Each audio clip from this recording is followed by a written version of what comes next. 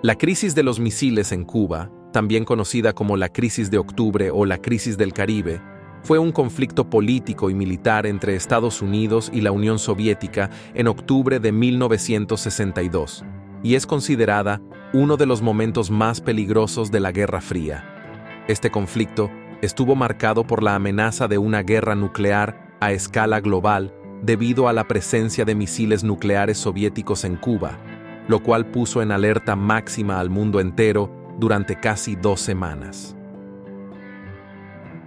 El origen de la crisis se remonta a la rivalidad entre Estados Unidos y la Unión Soviética, que luchaban por imponer su influencia en distintas partes del mundo. Tras el triunfo de la Revolución Cubana en 1959, liderada por Fidel Castro, Cuba comenzó a acercarse al bloque soviético, lo que generó tensión con Estados Unidos, que veía con preocupación la expansión del comunismo en el hemisferio occidental. En 1961, Estados Unidos intentó derrocar al régimen de Castro mediante la fallida invasión de Bahía de Cochinos, lo cual consolidó aún más la alianza de Cuba con la Unión Soviética y llevó a Castro a buscar mayor apoyo militar de Moscú para proteger su gobierno. En 1962, el líder soviético Nikita Jrushchov y el gobierno de Castro acordaron instalar misiles nucleares en Cuba como medida defensiva, pero también como una respuesta al emplazamiento de misiles estadounidenses en Turquía e Italia, países vecinos de la Unión Soviética. Los misiles en Cuba darían a los soviéticos la capacidad de atacar objetivos en gran parte del territorio estadounidense en cuestión de minutos.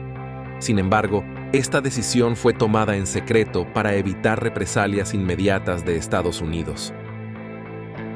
El 14 de octubre de 1962, un avión espía estadounidense, U-2, capturó imágenes que revelaban la construcción de bases de misiles soviéticos en Cuba. Esta información fue presentada al presidente estadounidense John F. Kennedy, quien estableció un comité de crisis conocido como el ExComm, Comité Ejecutivo del Consejo de Seguridad Nacional, para debatir posibles respuestas. Después de largas deliberaciones, Kennedy optó por imponer una cuarentena naval alrededor de Cuba, en lugar de realizar un ataque directo para impedir que nuevos misiles y suministros militares soviéticos llegaran a la isla. La cuarentena comenzó el 22 de octubre de 1962, acompañada por un discurso de Kennedy en el que informaba a la población sobre la situación y advertía a la Unión Soviética que cualquier ataque desde Cuba sería considerado un ataque soviético y llevaría a una represalia nuclear. Durante los días siguientes, las tensiones aumentaron y ambos países movilizaron sus fuerzas militares. El mundo observaba con ansiedad cómo las dos superpotencias se acercaban al borde de una guerra nuclear. En este periodo de máxima tensión, hubo numerosos intercambios diplomáticos entre Kennedy y Jrushchov, así como entre representantes de ambos gobiernos. Finalmente, el 26 y 27 de octubre, Jrushchov envió 2 mensajes contradictorios. El primero proponía retirar los misiles de Cuba si Estados Unidos garantizaba no invadir la isla. El segundo, más agresivo, exigía además la retirada de los misiles estadounidenses de Turquía.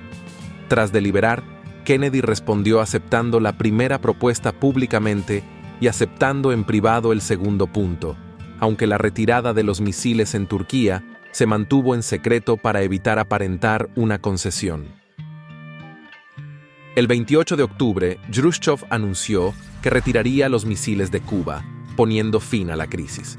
Como resultado del acuerdo, los misiles soviéticos fueron desmontados y enviados de regreso a la Unión Soviética bajo supervisión de la ONU, mientras que Estados Unidos levantó la cuarentena y prometió no invadir Cuba. Poco después, Estados Unidos también retiró sus misiles de Turquía, aunque este aspecto del acuerdo no se hizo público en ese momento. La crisis de los misiles en Cuba tuvo consecuencias significativas para la política internacional. En primer lugar, demostró el peligro de la proliferación nuclear y la necesidad de una comunicación directa entre las superpotencias.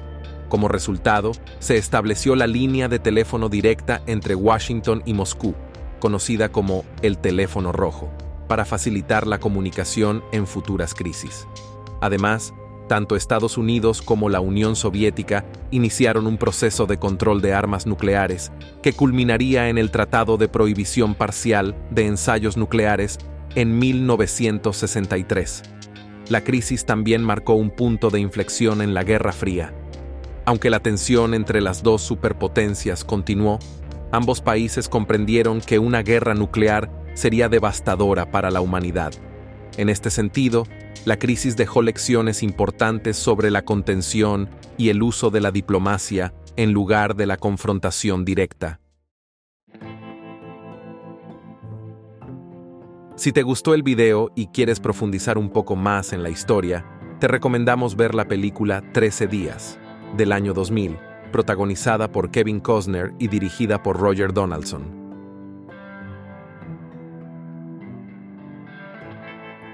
Si ya llegaste hasta aquí, no olvides darle un me gusta al video, dejar tus comentarios más abajo y suscribirte al canal para ayudarnos a seguir creciendo y contando las historias más curiosas que vale la pena recordar.